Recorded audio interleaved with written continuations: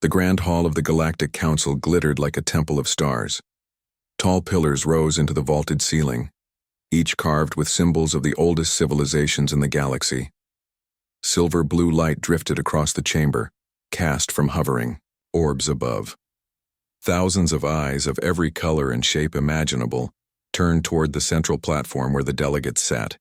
It was not the kind of place where a human was expected to stand out. Captain Daniel Rhodes, Earth's representative, adjusted the collar of his uniform as he sat in his small seat near the edge of the platform. Compared to the flowing robes, shimmering scales, and glowing crests of the other delegates, his navy blue jacket looked painfully plain. But he sat tall, refusing to shrink under the weight of alien stares. Humans were newcomers to the council, invited less than 5 years ago. To many of the older empires, Earth was nothing but a curiosity, a young world of impulsive creatures who rushed headfirst into space without the patience to master centuries of diplomacy. Daniel knew that. He could feel the judgment in every glance. The council session had been tense from the beginning. Arguments over trade borders had escalated into shouting matches. The Kroshil spoke in harsh, clicking tones, demanding more mining rights in disputed sectors. The Solari replied with their cold, musical voices, rejecting every proposal. Even the usually calm Valar ambassadors had joined the bickering, their translucent fins flaring with irritation. Daniel had said little. His orders were simple: observe, answer if spoken to, and above all, do not make Earth look reckless. And then it happened. The chamber had just quieted after another outburst when Lady Zera of the Altari rose from her place. She was taller than most in the hall, her silver skin catching the light as if made from starlight itself. Her long, jeweled headdress curved back like wings, marking her noble status. Her voice carried a calm authority, smooth yet commanding. The council speaks of resources, of borders, of debts and grudges, she said, her words rolling through the translator system. Yet no one speaks of vision. No one speaks of the future we wish to build together. A murmur of agreement rippled through the chamber. Daniel leaned forward slightly, curious. He had read about the Altari, an ancient, proud people who had stood neutral in most conflicts for centuries. For Lady Zera to speak now meant she wanted to shift the conversation. Her eyes swept across the delegates. They were bright violet, sharp yet warm. And then, to Daniel's shock, they stopped on him. "And so I ask," she said slowly, her lips curling in a faint, almost playful smile. "If only you were my husband, human." The words dropped into the silence like a meteor, into calm water. For a moment, Daniel thought he had misheard. His earpiece repeated the translation, but it was the same. The hall froze. 1,000 voices held back in disbelief. Then, gasps, shouts. The sound of confusion rolled like a storm through the chamber. Did she? She said, impossible. A marriage claim? With a human? Delegates leaned toward one another, some sneering, others wide-eyed. A few even laughed nervously, as if it had to be some sort of joke.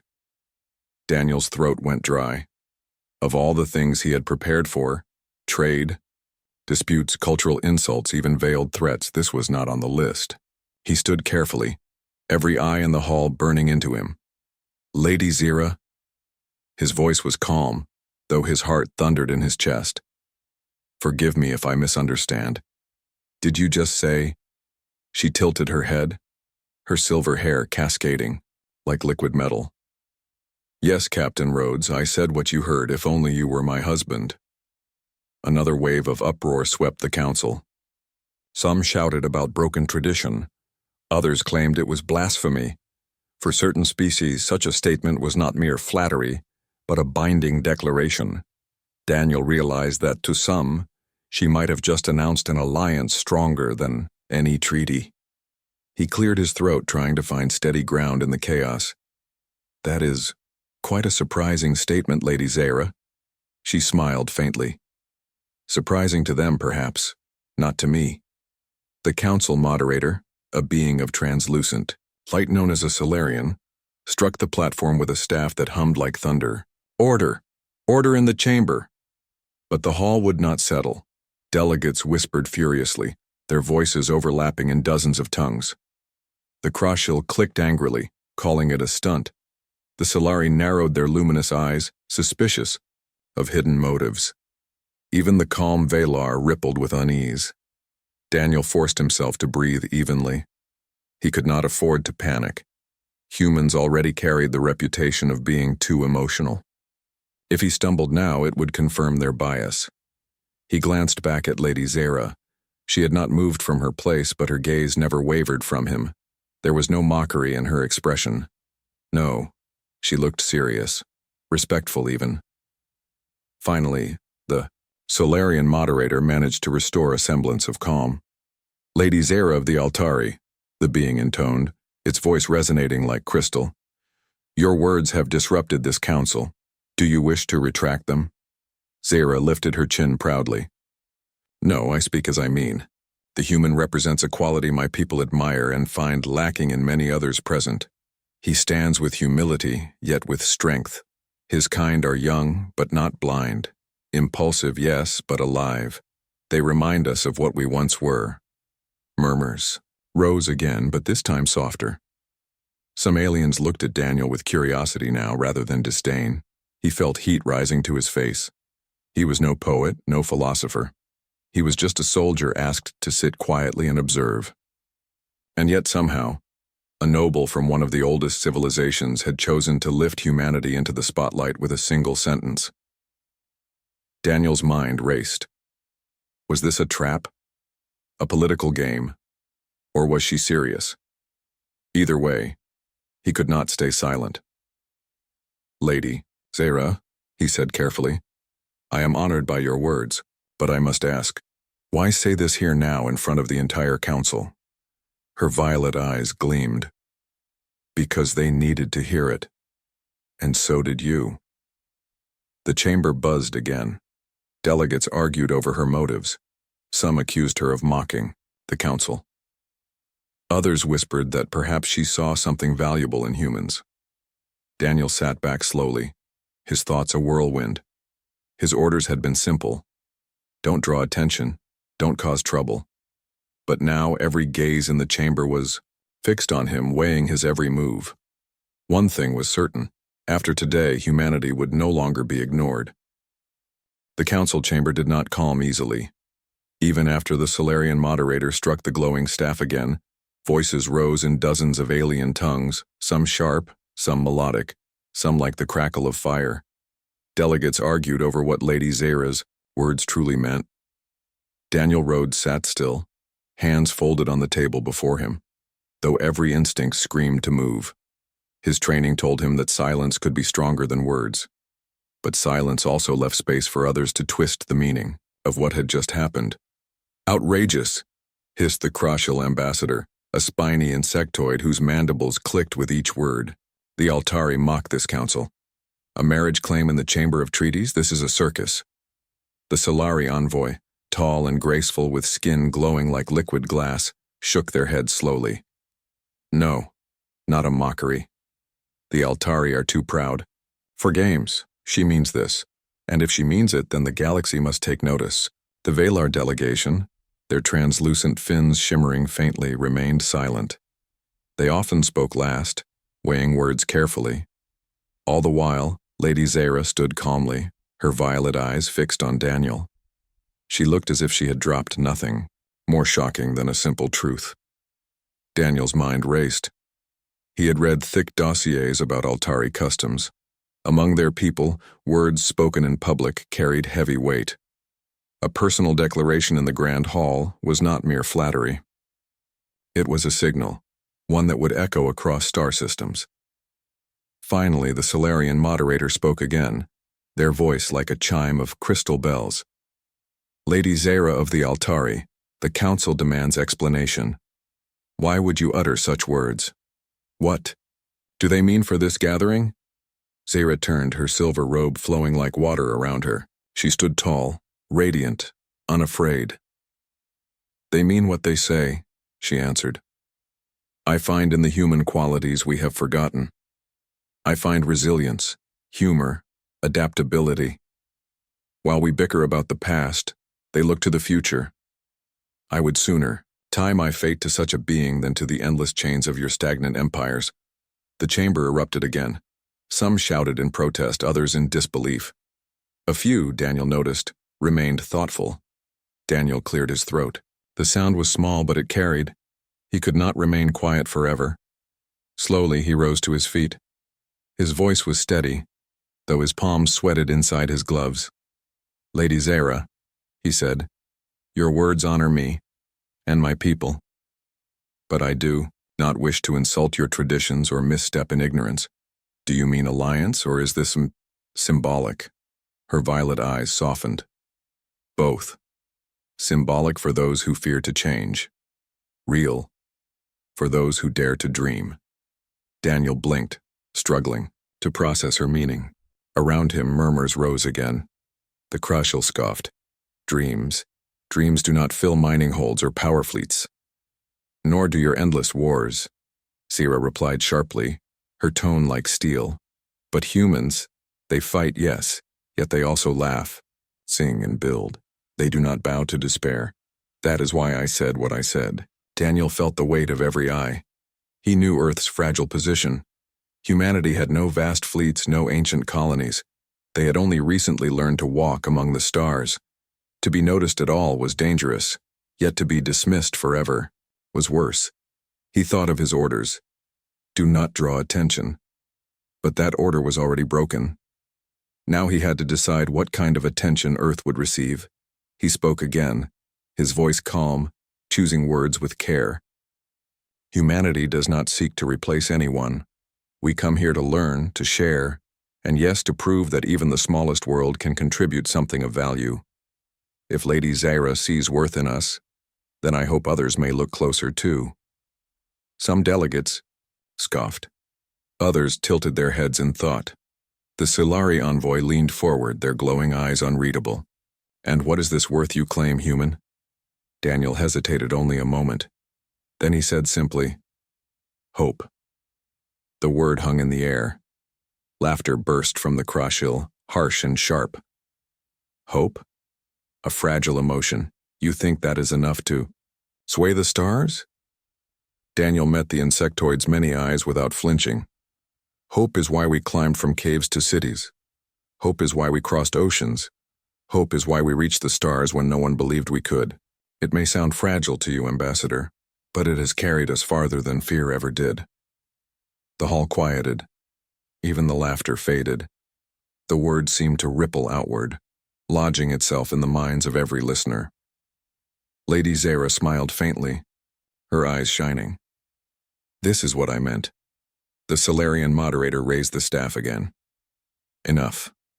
The council has heard enough of riddles. This chamber was not built for poetry. It was built for law and order. If the Altari wish to declare alliance with Earth, then let them bring it formally, not with romantic words." "Romantic?" muttered a delegate from the back, their voice dripping with disdain. "A noble of the Altari speaking of marriage to a human? It is an insult to every ancient bloodline in this hall." But Zara did not flinch. She turned her gaze on the speaker and replied coolly, "Perhaps it is your pride that is insulted, not your honor." Daniel nearly smiled. He admired her composure. Still, he felt the tension pressing in. The Solari envoy leaned forward once more. "Captain Rhodes, do you accept her words? Do you claim them in return?" The question struck like lightning. Daniel's breath caught. Around the chamber, heads turned, eyes glowed, mandibles clicked. They were waiting for his response. If he said yes, it could be taken as a binding alliance. One Earth had no strength to uphold. If he said no, it could be seen as insulting one of the oldest and most powerful noble houses in the galaxy. Either way, the choice was dangerous, he thought quickly. Then he answered. "I claim only this," he said, "that humanity is honored by her respect, but marriage, literal or symbolic, requires more than a single word in a council chamber. It requires understanding, trust, and time. That is how we humans build bonds. If the Altari truly wish such a bond, then let us begin there." The hall buzzed again. Some called it clever evasion. Others whispered that it was wisdom. Lady Zara's expression softened. She inclined her head slightly as if acknowledging his careful balance. Spoken like one who understands weight, not only words, the Solarian moderator finally raised the staff, bringing the debate to an end. This matter is not resolved. It will be revisited. For now, the council will adjourn until the next cycle.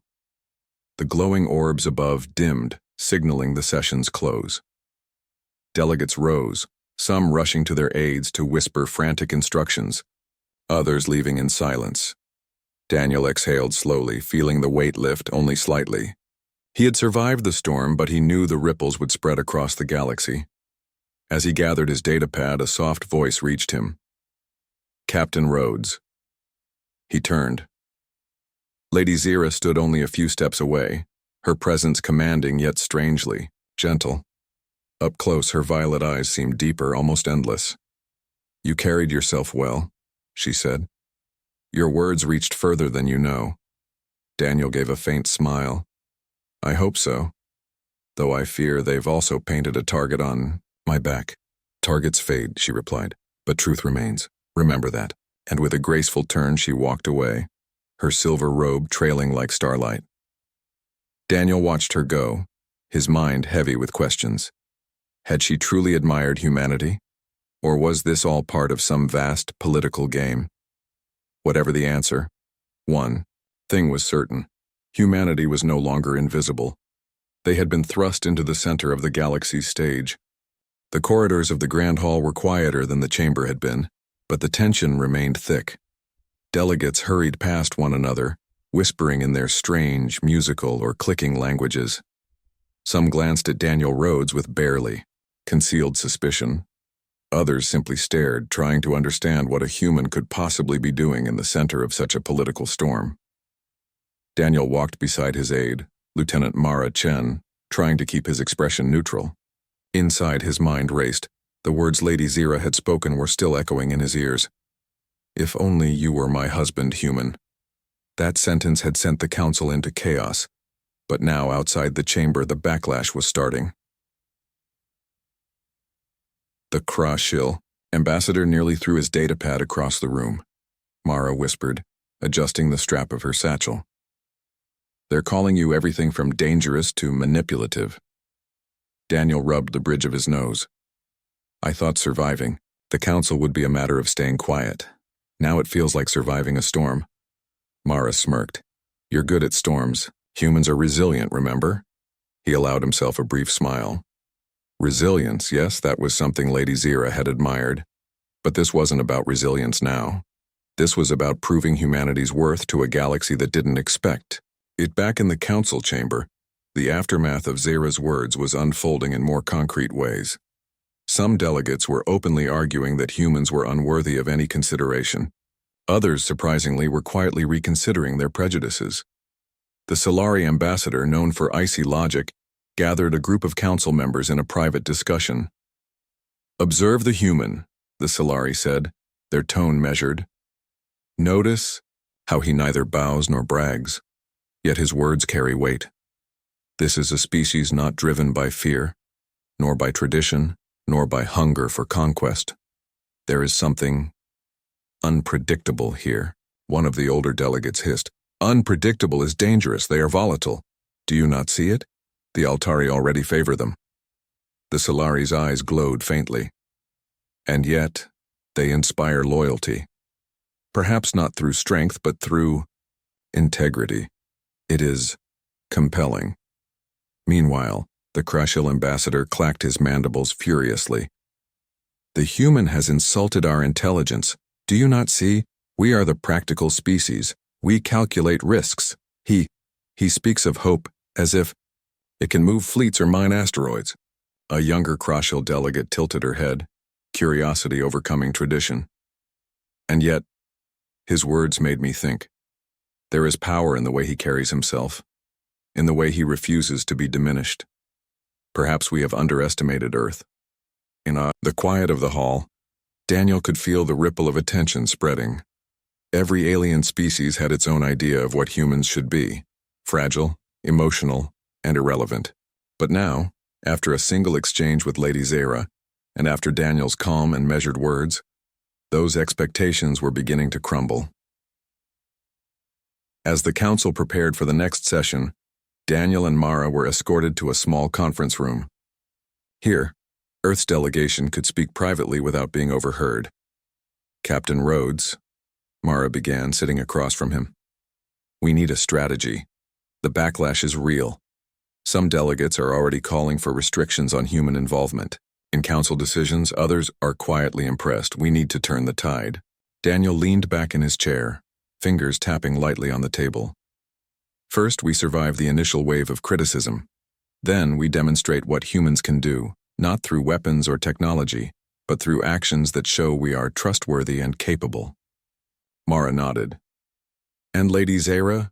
Her declaration, it's not just words. It's a symbol. Some species will respect it, others will resent it. Either way, we have attention now. Daniel allowed himself a quiet chuckle. Attention, good or bad, is better than being ignored. Humans have always thrived when the odds are stacked against them. The next council session was tense. Delegates filed back into the chamber, murmurs buzzing louder than before. Some were clearly plotting. Others watched humans closely, trying to read whether Daniel Rhodes would falter. The Croshill ambassador spoke first, his mandibles snapping with irritation. The human stands before us, and yet he is hailed as an example. He has done nothing extraordinary. Why elevate him? Daniel rose slowly, meeting the ambassador's gaze evenly. I am not elevated, he said quietly, because of what I have done alone. I am elevated because humans as a species have endured. We have survived famine, war, disease, and yet we continue to learn, to create, and to seek understanding. That is extraordinary if you take a moment to consider it. Hall went quiet. Some delegates whispered, but fewer laughed. The Croshill clicked angrily, unsure how to respond to a species that spoke with such quiet confidence. Lady Zara, seated at the front, inclined her head slightly. It was subtle, almost imperceptible, but Daniel noticed. She was approving, not only of his words, but of how he delivered them. The Solari ambassador spoke next, carefully choosing their words. Captain Rhodes has reminded us of something often overlooked in this chamber. Not all power lies in fleets or armies. Influence can come from thought, from persistence, from vision. Perhaps we have underestimated the humans. Murmurs of agreement spread quietly among the council members. Some nodded reluctantly, others frowned, and a few smiled faintly, realizing their prejudices might have been hasty. Daniel felt a small surge of hope. This was not victory yet, but the tides were beginning to shift. His words were planting seeds of respect, subtle but growing. As the session continued, Lady Zara rose again. Her voice was calm, but carried through the hall like a bell. Let all who doubt the humans look beyond their physical frailty. Consider instead their spirit, their ingenuity, their courage. These are traits that endure long after empires crumble. Captain Rhodes has spoken for them well. The chamber went silent once more. This time there was no uproar. Even the Croshill seemed momentarily disarmed. Daniel exhaled softly, feeling the weight lift slightly. Yet he knew this was only the beginning. The council would test humanity, probe their weaknesses, and perhaps try to trap them. But for the first time, the galaxy was seeing humans as more than fragile newcomers. Later, in a quieter hallway, Daniel walked with Mara and their aides. We need to prepare for the challenges ahead, he said. The council may respect our words, but actions speak louder than speeches. Humans have something no one else does: adaptability. We will need every ounce of it in the coming cycles. Mara nodded. And Lady Zara, she clearly favors you. Some species may resent that. Others may fear it. Are we ready for that? Daniel gave a small, confident smile. We've survived worse. Humans always do. And somehow, I think we've only just begun to show them what we can be. In that moment, as they moved through the quiet corridors, Daniel felt the strange weight of responsibility. Humanity had been thrust onto a stage far larger than Earth, under the eyes of civilizations far older and more advanced.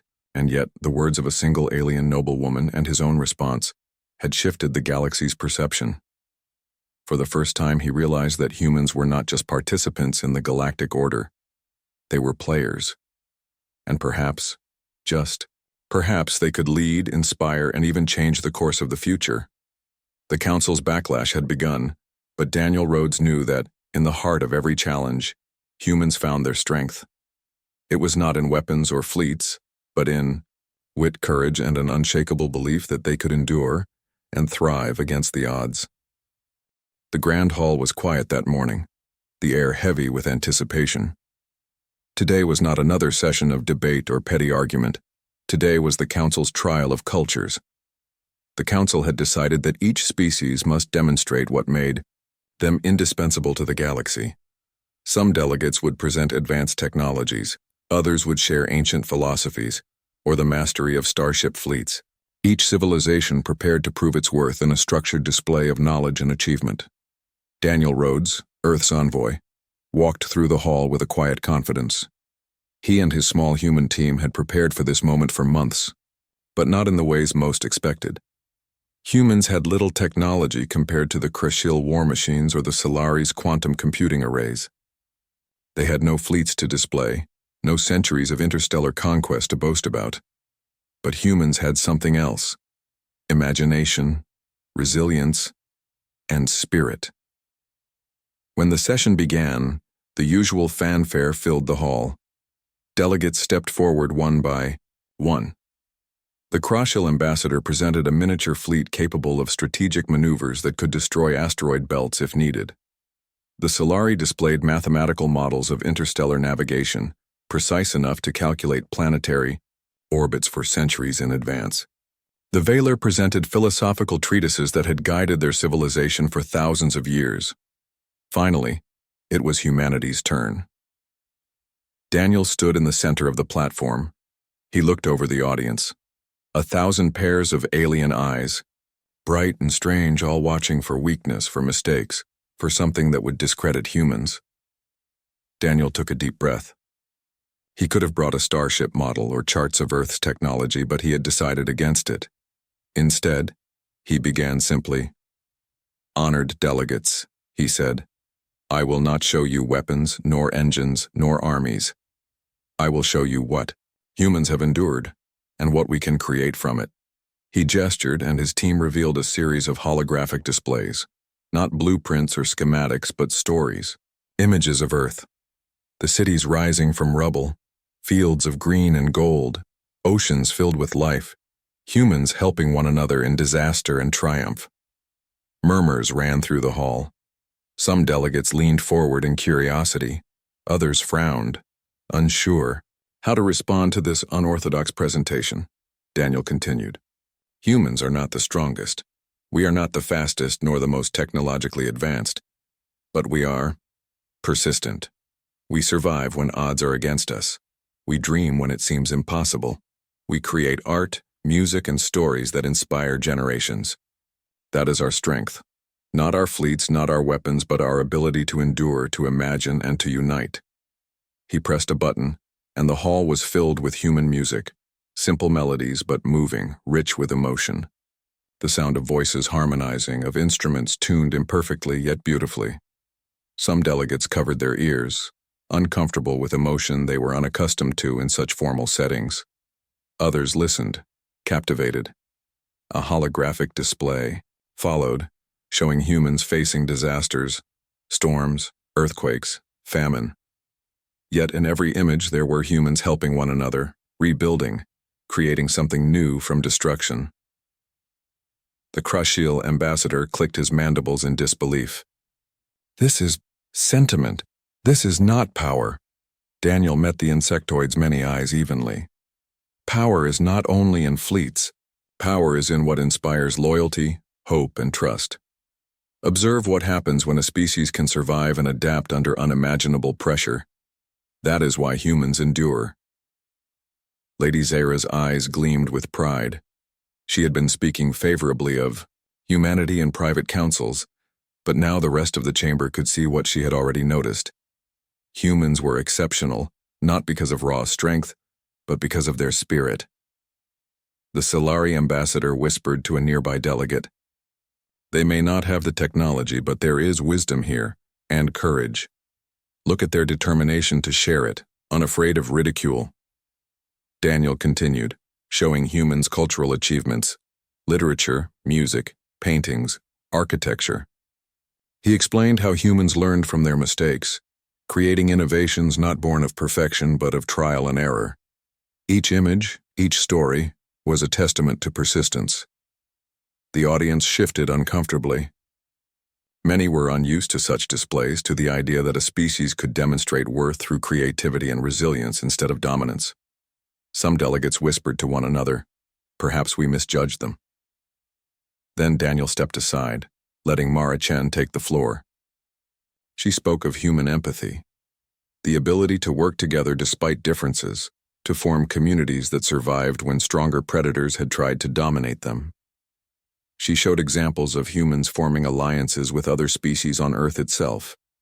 Humans and animals living together in harmony.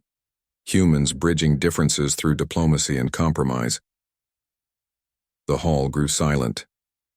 Even the Crushil, whose species valued strategy and strength above all, paused to listen.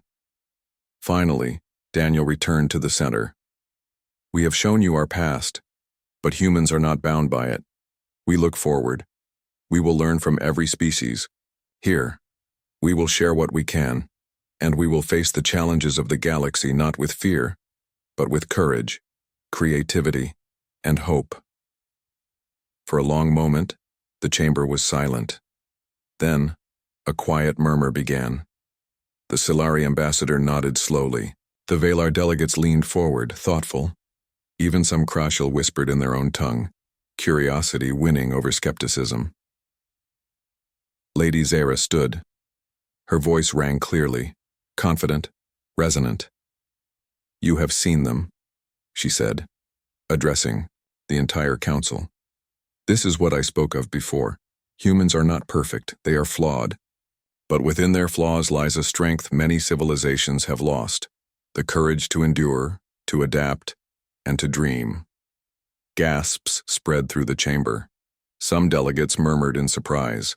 Others shook their heads, unwilling to admit admiration, yet unable to dismiss it entirely. Daniel felt a sense of quiet triumph.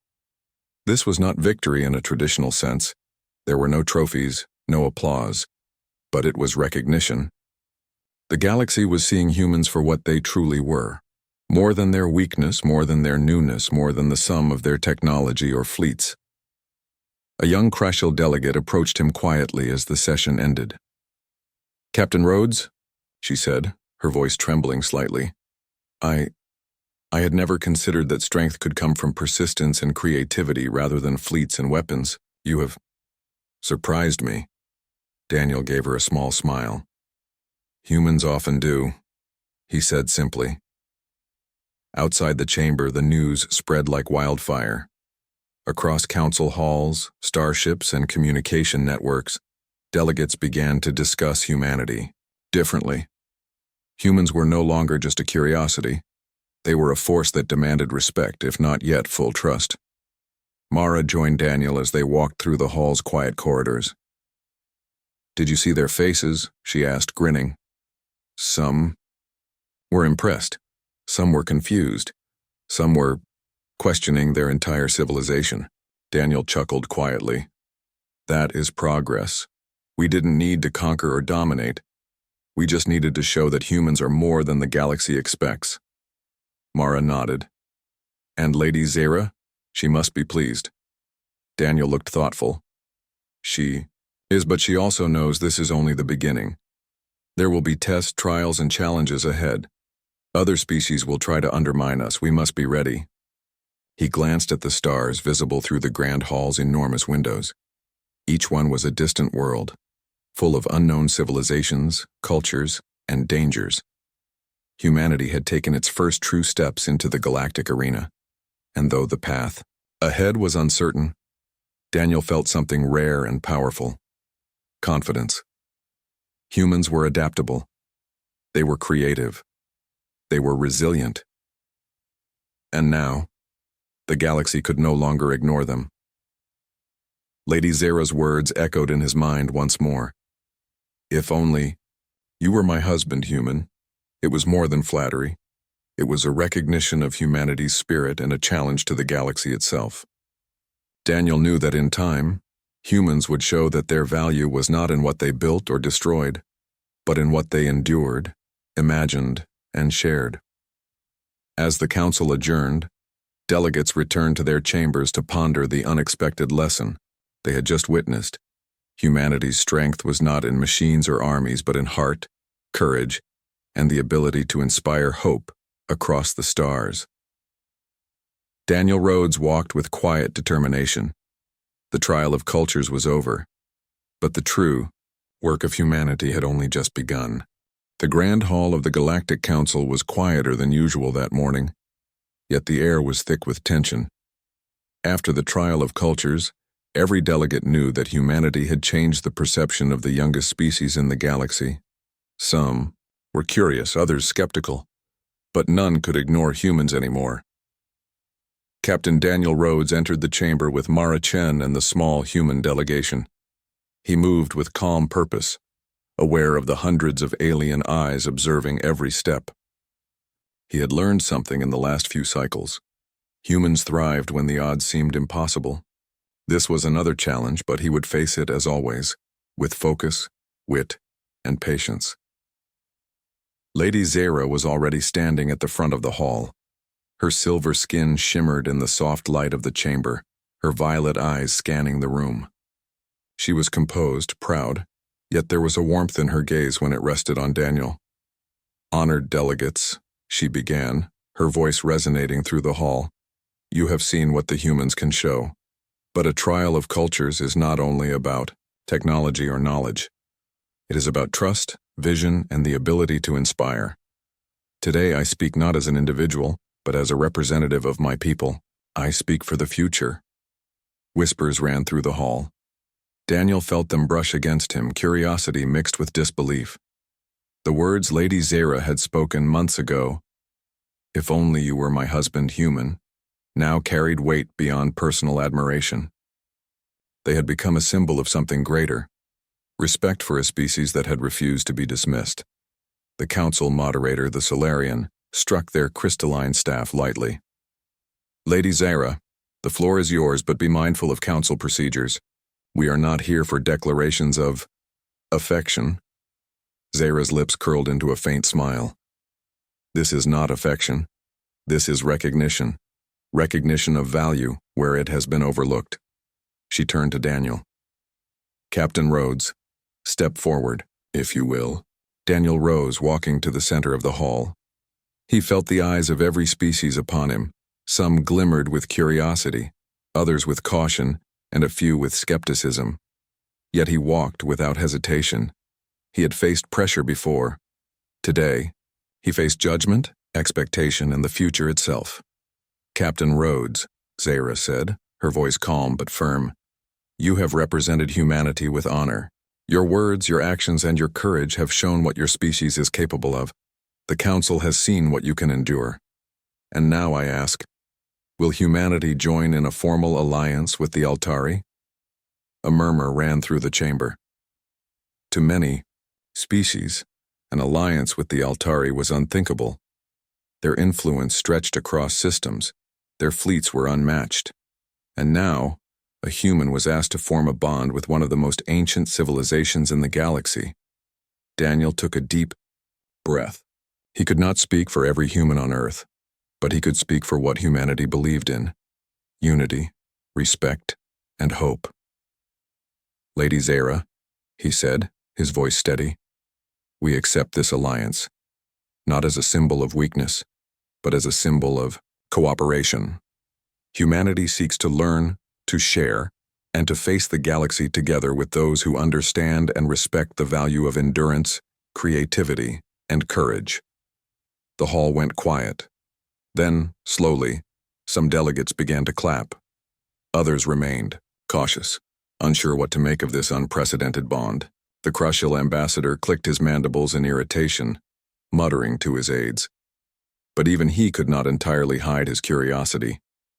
Zara's expression softened, her eyes shining. She stepped closer to Daniel, addressing the council once more. If the galaxy doubts what a human can achieve, let this alliance be proof. Not through domination, not through fear, but through understanding and mutual respect. Daniel nodded. He had come a long way from being a quiet observer. He had learned the council's ways, the alien customs, and the subtle diplomacy required to navigate them. But above all, he had learned that humanity's greatest strength was not in machinery or fleets, but in spirit. The council debated briefly, as all formal gatherings must, but there was no opposition strong enough to deny the alliance. The Solari voiced approval, noting that humans had proven their worth through persistence and ingenuity. Even the Valar nodded, acknowledging the courage it took to stand before the galaxy's oldest civilizations and speak with honesty and conviction. Finally, Lady Zira turned fully to the council. Let all hear this. Earth and the Altari shall share knowledge, resources, and guidance. Let it be known that humans are no longer to be underestimated. Gasps ran through the chamber, followed by whispers. Some species had not expected humans to reach this point, let alone form an alliance with a noble of one of the galaxy's oldest civilizations. The hall buzzed with a mix of admiration and disbelief. Daniel stood quietly, feeling the weight of history settle upon him. He was just one human, yet through courage, patience, and honesty, he had changed the course of galactic perception. Mara Chen leaned close. Captain, you did it. They respect us now.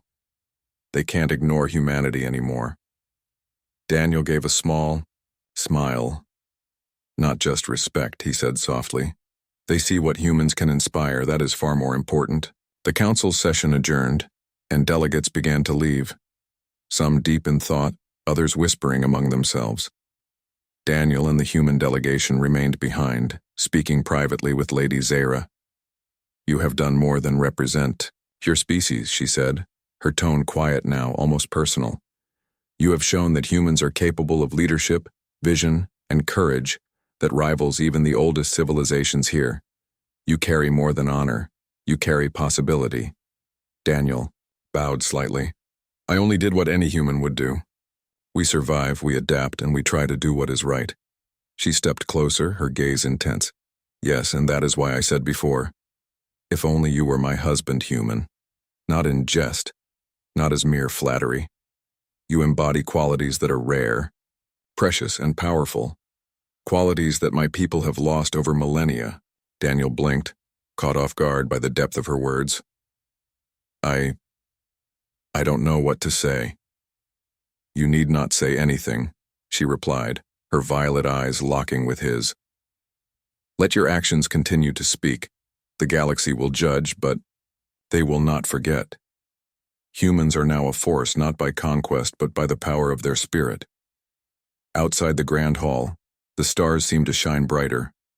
Daniel looked out at the galaxy stretching before him, at countless civilizations, countless worlds, each with their own hopes and fears. Humanity had taken its first true place among them, not as conquerors, not as pawns, but as equals. Mara joined him, placing a hand on his shoulder. Captain, do you think Earth is ready for this? Daniel smiled, watching a distant ship move across the void of space. We will never be fully ready for the future, but that has never stopped humans before. We learn, we adapt, and we endure. That is enough. Lady Zira appeared again, standing beside him. You carry the hopes of your people, she said softly, and perhaps you carry the future for more than just your species. The galaxy will change because of you, because of them. Daniel nodded. Then we will meet the challenge. Humans always do. And in that moment, humanity's place in the galaxy was no longer uncertain. Through courage, creativity, and endurance, they had proven themselves. The galaxy had seen that even the youngest, seemingly weakest species could inspire respect, cooperation, and hope. Lady Zira's eyes met his one last time before she departed. There was no mistaking her admiration, deep, genuine, and inspiring. It was a recognition not just of Daniel, but of what humanity represented: resilience, ingenuity, and the ability to shine even in a galaxy that had long underestimated them. The Council had been transformed. Humanity had been transformed. And the galaxy would never again take humans lightly. Captain Daniel Rhodes turned to look at his delegation. "Let's make sure they never regret it," he said. Mara smiled. "I think they already know." Together, they left the Grand Hall, stepping into the endless stars that awaited humanity's next adventure. The galaxy had witnessed the rise of a new force, not through war, but through spirit. And it all began with one alien noblewoman's words. "If only you were my husband, human." It was more than admiration. It was the spark of a new era,